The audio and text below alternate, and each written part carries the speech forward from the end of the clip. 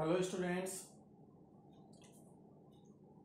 आज हमारी online class में जो ये चैप्टर चल रहा है उपसह संयोजक यौगिक 9 चैप्टर, इसमें हम ऑप्टिकल आइसोमेरिज्म प्रकाशिक समव्यवस्था को पढ़ेंगे।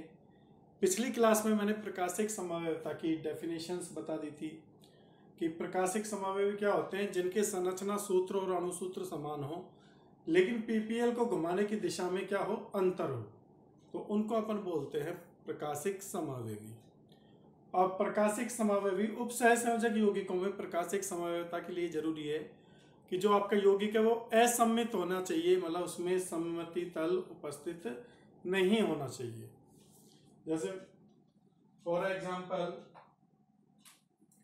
अगर हम उदाहरण लेते हैं प्रकाशिक समावयवियों के, ऑप्टिकल आइसोमेरिज्म,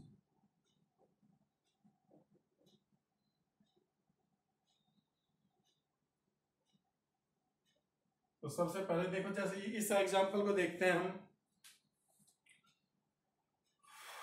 MAA का ट्वाइस B2 अष्टफलकीय संकुल है ये। तो देखो इसके अगर मैं एग्जांपल लूं इस टाइप का, तो COEN का होल ट्वाइस Cl2, ये हो जाएगा। अब इसमें देखिए हमें पता है इसके दो ज्यामितीय समावयवी बनते हैं। इसके क्या बनते हैं? दो ज्यामितीय समावयवी, एक तो सिस और एक ट्रांस।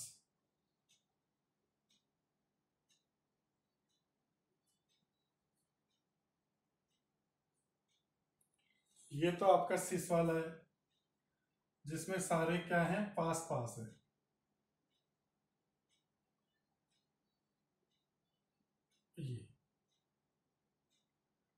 ये तो कौन सा हो गया, सिस।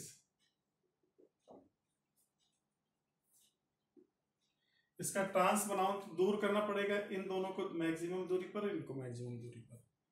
तो इसका जो ट्रांस बनेगा वो ऐसा बनेगा, CO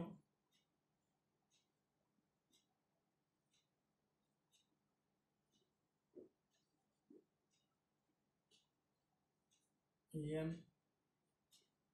EN का मतलब तो पता है ना, एथिलीन डायमीन। तो ये आपका ट्रांस बन गया। अब इन दोनों में देखिए आप, इनमें पहचानिए कि किसमें कौन सा तो सम्मित है और कौन सा असम्मित है। तो आप देखोगे, देखो इसमें अगर मैं बीच में लाइन खींचतू तो दोनों तरफ लेफ्ट और राइट पार्ट क्या है, इक्वल है। तो ये वाला तो कैसा है, सम्मित है, सममित। जबकि इसमें ऐसा कोई सममिति का तत्व नहीं है। कैसा, ये असममित है।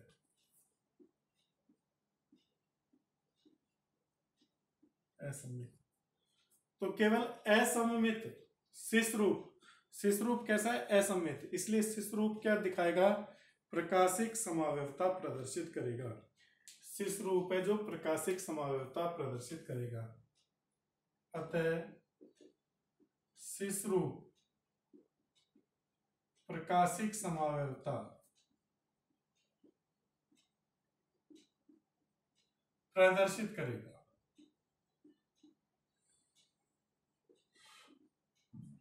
ट्रांस नहीं करेगा। क्यों? ट्रांस सम्मित है, इसका दर्पण प्रतिबिंब ऐसा ही बनेगा जो इसको अध्यारोपित कर देगा। लेकिन इसका दर्पण प्रतिबिंब कैसा बनेगा, तो देख लीजिए इसमें ये क्वेश्चन आता है कि कौन सा ज्यामितीय समावयवी प्रकाशिक समावयवता प्रदर्शित करता है।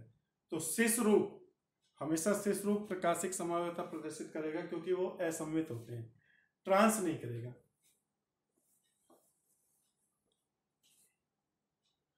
तो अब देखो इसका जो प्रकाशिक समावयवी बनेगा वो कैसे बनेगा,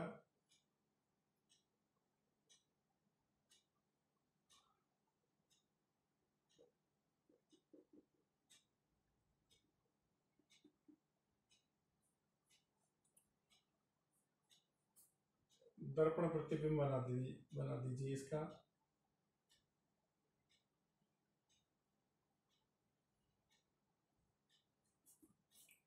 दायां भाग बायां और बायां भाग क्या हो जाएगा दायां, तो Cl तो इधर आ जाएंगे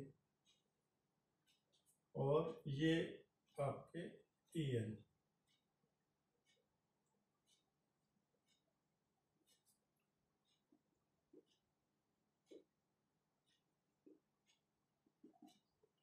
तो अगर इसको आप डी रूप मानोगे तो ये कैसा हो जाएगा एल रूप। तो शीर्ष रूप के क्या बनेंगे प्रकाशिक समावयवी बनेंगे। स्क्रीनशॉट ले लीजिए इसका।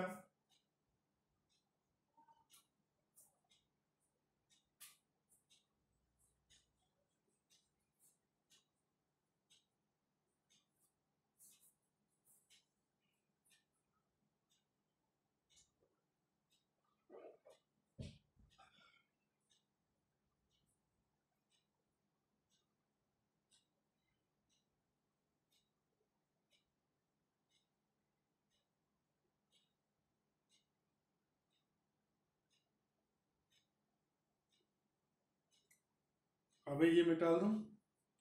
आगे दूसरा एग्जांपल देखो।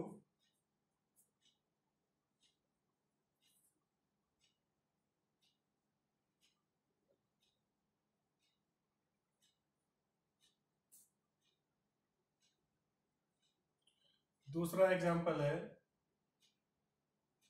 MaA2BC प्रकार,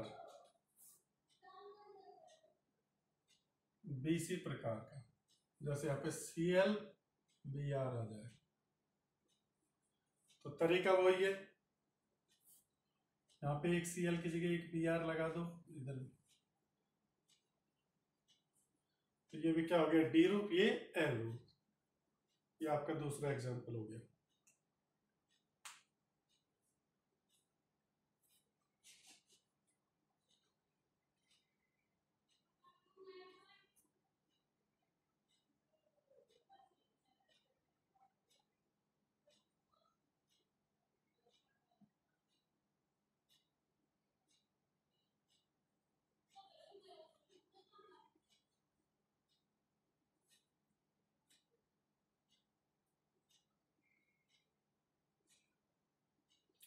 हाँ भाई ले लिया इसका स्क्रीनशॉट।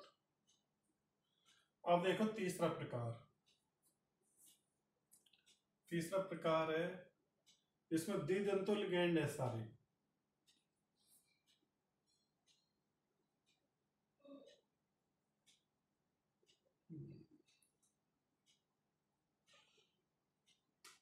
AA3 प्रकार का है।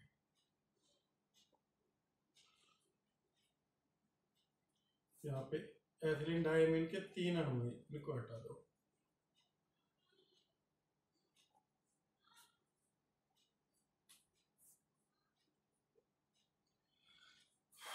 दो तो जुड़ी रहे यहाँ पर, बस इनको हटा के ये कर दो En। तो देखो ये असममित है, असममित है तो इसका क्या बन जाएगा दर्पण प्रतिबिंब बन जाएगा। ये डी रूप, ये एल रूप।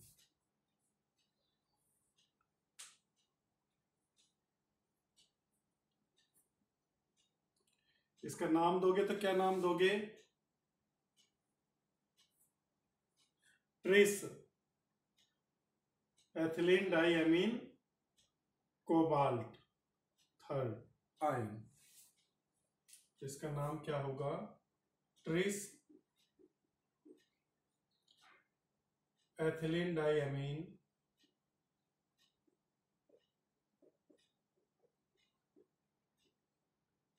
कोबाल्ट धनायन है इसलिए थर्ड आयन। इसके दो रूप हो गए, एक तो डी रूप और एक एल रूप।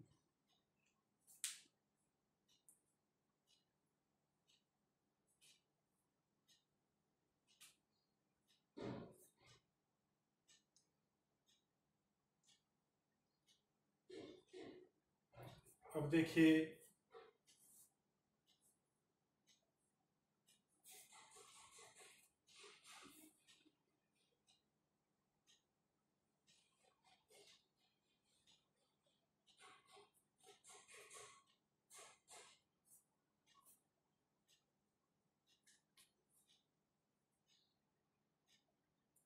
तो एक क्वेश्चन देखते हैं।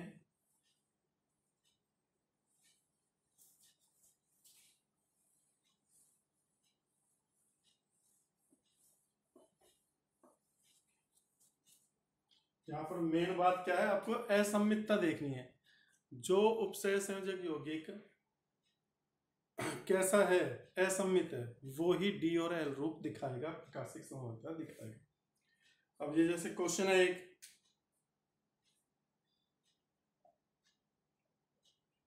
एम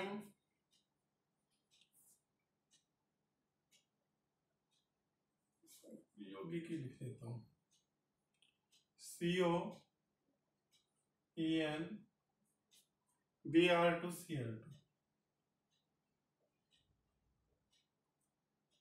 संकुल GI जियोमेट्रिकल आइसोमेरिज्म, ज्यामितीय समग्रता प्रदर्शित करता है।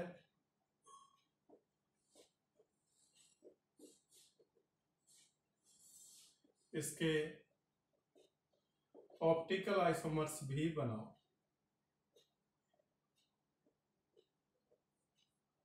तो अब देखो, CO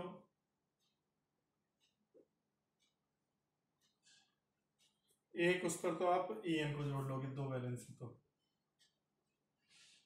बाकी देखो Br2Cl2 तो इनको कैसे ही जोड़ लो आप, Br Cl दो पे तो ये रहेगी। अब इनको तुम कितना ही वो कर लो, ये पास पास ही रहेंगे। मान लीजिए इस क्लोरीन को यहां ले जाओगे तो ब्रोमीन यहां जाएगा, तब भी कोई खास फर्क नहीं पड़ेगा, क्योंकि इसके और इसके बीच में कोण कितना है, 90 डिग्री रहेगा। ये वर्ग समतल ये ऐसा रहता है कुछ इस तरह से, देखो इसको टेढ़ा करके,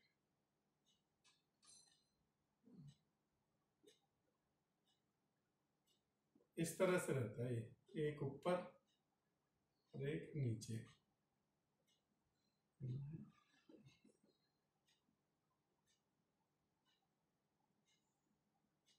एक नीचे, तो ये चार कोनों पर है, इनकी इनसे दूरी 90 रहेगी, तो इस टाइम भी इनके बीच की 90 डिग्री कोण है, तब भी 90 डिग्री कोण रहेगा।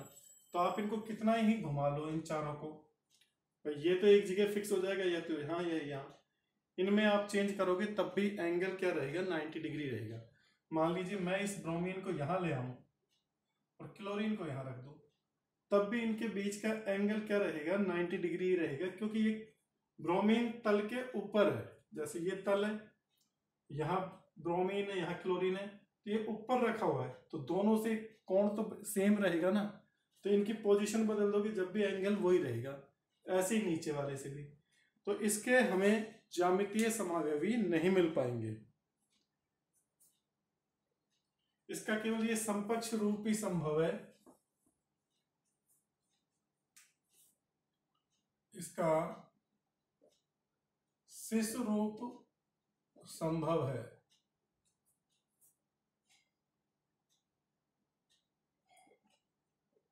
ट्रांस नहीं, क्योंकि एंगल ही नहीं बदलेगा, सापेक्ष स्थिति नहीं बदलेगी, 90 डिग्री रहेगी। इस कारण से ये जियोमेट्रिकल आइसोमेरिज्म शो नहीं करेगा, अतः ज्यामितीय समग्रता प्रदर्शित नहीं करेगा, नहीं करेगा। लेकिन ये असममित है, देख लो इसमें असममितता है, अतः ये ऑप्टिकल आइसोमेरिज्म शो कर देगा। इसके डी और एल रूप मिल सकते हैं, जैसे एक इधर बनाओ,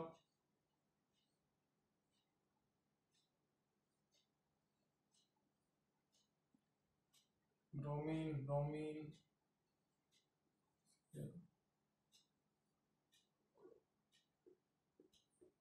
एक तो ये डी रूप हो गया।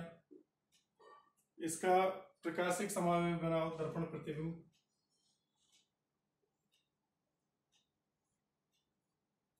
तो ये तो इधर आ गया, देखो ऊपर ये बी आर, ये बी आर,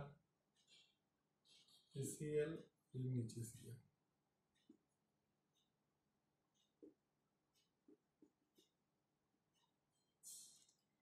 तो ये इसका डी रूप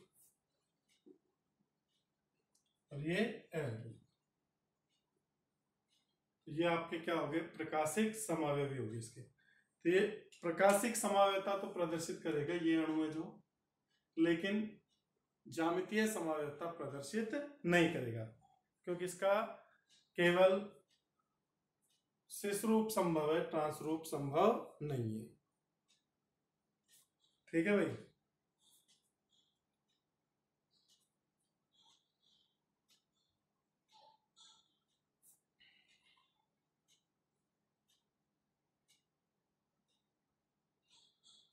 स्क्रीनशॉट ले लीजिए इसका, एक क्वेश्चन है तुम्हारी बुक में भी है, इस क्वेश्चन का स्क्रीनशॉट ले लो।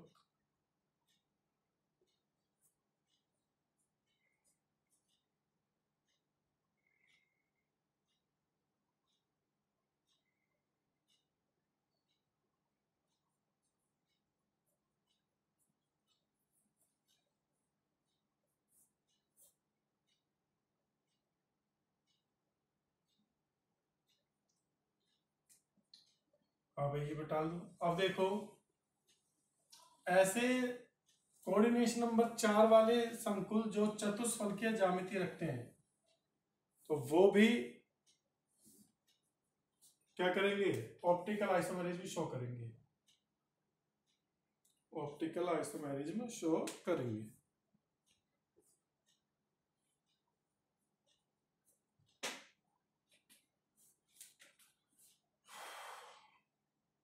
कोऑर्डिनेशन नंबर 4 वाले वे संकुल जिनकी ज्यामिति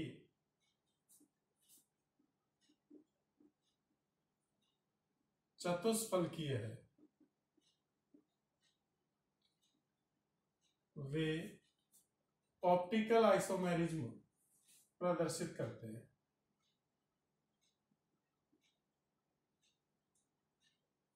मतलब जिनकी वर्गाकार समतली है वो तो नहीं करेंगे, क्योंकि समतल सममितता आ गई, एक ही तल में आ गए।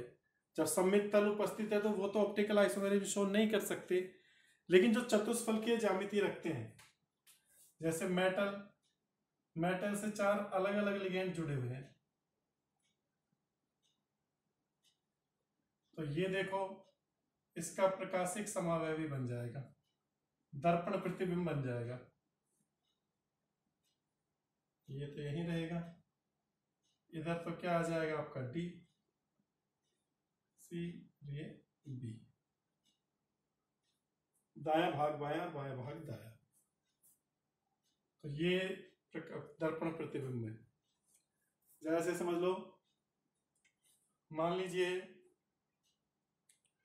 निकिल से जुड़े हुए ग्लाइसिन एटम, फॉर एग्जाम्पल, एक तो ये वाले जिनसे चारों ही क्या है, संयोजक, चारों लिगेंड अलग अलग है, चतुष्फलकीय रूप से जुड़े हुए हैं, अलग अलग लिगेंड है, तो ये आपके शो करेंगे। एक तो दूसरे किस प्रकार के शो करेंगे, जिनसे ऐसे द्वितंतुक लिगेंड जुड़े हैं इस तरह के, एम ए बी का ट्वाइस, और ये ए बी क्या है, द्वितंतुक लिगेंड है जिसमें दाता परमाणु क्या है, अलग अलग है। तो देखो ए बी फिर ए बी, अब इसका वो बनाओगे तो आप ए, यहां जाएगा बी, ऐसे नहीं बनेगा, ए बी और ये बी, ये ए और ये बी, फिर इसका बनाओगे तो ये इधर तो ए, ये बी और ये बी, तो ये इसका क्या हो गया, डी और एल रूप हो गए। इसमें बी इधर था, इधर ए है, इसमें ए इधर है, इधर क्या है बी, तो ये बदल गए। इसका एग्जांपल आप ले सकते हो एनआई और ग्लाइसिनेटो का ट्वाइस। ग्लाइसिनेटो में एक दाता परमाणु तो NH2 होता है और नाइट्रोजन, और दूसरा क्या होता है, ऑक्सीजन। अगर उनका बनाओगे तो इस तरह से बनेगा Ni, एक तो इधर आ जाएगा N और इधर आ जाएगा O,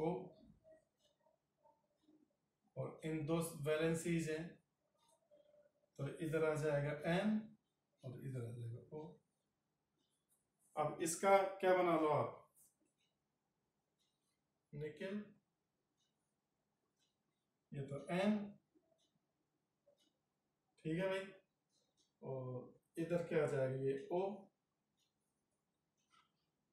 इधर ये N, ये इधर क्या आ जाएगा O, तो D और L रूप बन गए।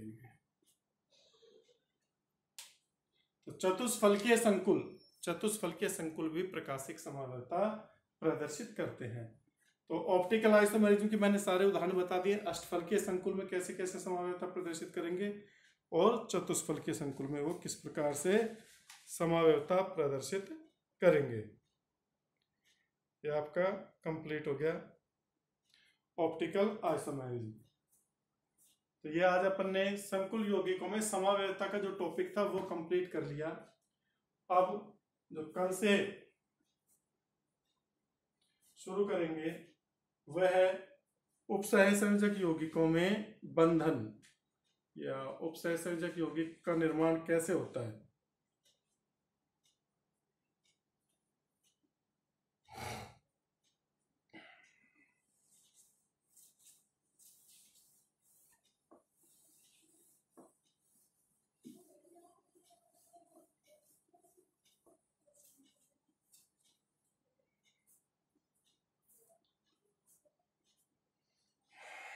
संकुल यौगिकों में बंधन, संकुल यौगिकों में बंधन मतलब बॉन्ड कैसे बनते हैं। तो इसे समझाने के लिए दो सिद्धांत दिए गए थे आपकी बुक में। दो सिद्धांत था, आगे फिर बड़ी क्लासों में पढ़ोगे एक और सिद्धांत और एमओटी, और यहाँ पर आपके वीबीटी और सीएफटी है। तो संकुल यौगिकों में बंधन को समझाने के लिए दो सिद्धांत दिए गए,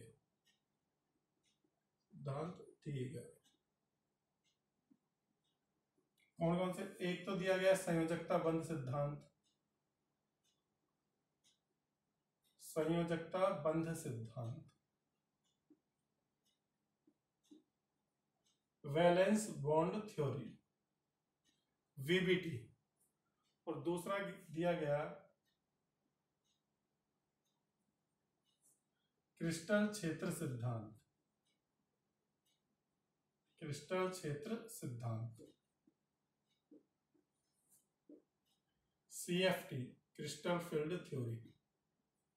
वीबीटी और सीएफटी, इन दोनों के द्वारा हम संकुल यौगिकों की ज्यामिति, संकरण, वो किस प्रकार के संकुल हैं, उनके चुंबकीय गुणों की व्याख्या, उनके रंगों की व्याख्या, ये सब इनके द्वारा करते हैं। संकुल यौगिक की ज्यामिति, संकरण, उनके चुंबकीय गुण और वो रंग जो प्रदर्शित करते हैं उनकी व्याख्या इन दोनों थ्योरी द्वारा की जाती है।